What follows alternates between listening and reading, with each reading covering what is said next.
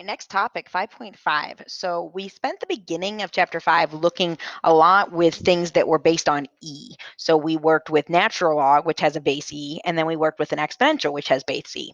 Well, 5.5 kind of looks at, we realize there are other exponentials, there are other logarithms. So just kind of reminding you what those were, how they worked, and then what the calculus connection is. So this video is just going to be kind of a pre-calc algebraic review. If you're getting ready to take an ACT at some point, maybe this will be a nice little refresher on how all this works. So when we're looking at today versus previous days, so this is what we've worked with for the last couple sections. As we worked with e to the x, we worked with natural logs, which were base e. And what we're going to connect that to is, what if it's a different base? So what if it's like 5 to the x or 3 to the x? Or what if instead of natural log, it's log base 6 or log base 10 or log base 5? Working with any constant that's not e. So some things that we should know about logarithms. So we have our basic exponent properties, which are going to be the four things on the left side. So anything to the 0 power is 1, multiplying bases we add exponents, dividing bases we subtract, power to a power we multiply. Well, each of those rules has a property that is a logarithm property that connects. And we've already talked about this with natural log, so I'm just going to briefly go through it. So any log of 1 is 0. Whether it's natural log, log base 6, log base 5, it's always 0. Any log of two things that are being multiplied can be pulled apart with addition. The base doesn't change. So whatever that base starts at, it stays throughout the entire properties. For the third one, the log of two values that are divided, we pull apart with subtraction. And then the last one, the log of a x to a power or anything to a power, that power becomes the coefficient. All properties that we use with natural logs that we're going to continue to use. To remind you how logarithms worked, I always, for some reason, called it the cloud pattern when I teach it in Algebra 2.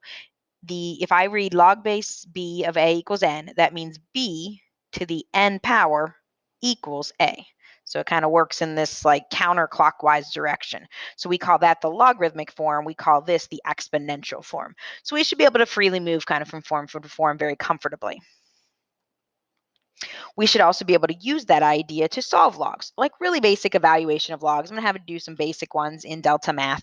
So to start, 5 to what power equals 125? That's what you're thinking. Your answer is representing your exponent. So 5 to the third power equals 125.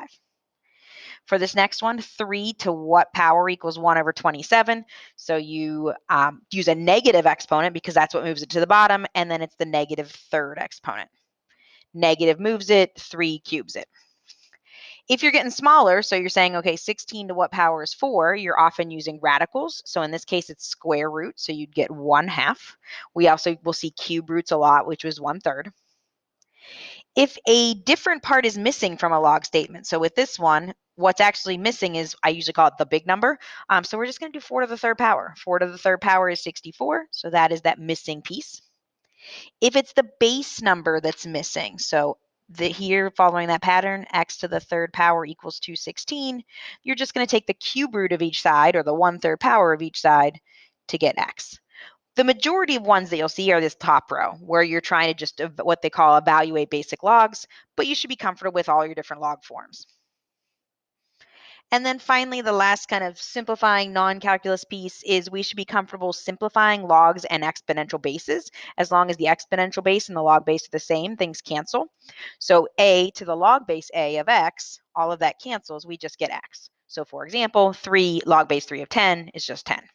It also works in reverse. If you have log base a of a to a power, all of the base stuff cancels. So you end up with, like the example, log base 5 of 5 to the x squared. All of the base 5 cancels, and you end up with just an x squared. So those are kind of just some getting you familiar or reacquainted with your algebra skills when it comes to logs of different bases and exponents of different bases.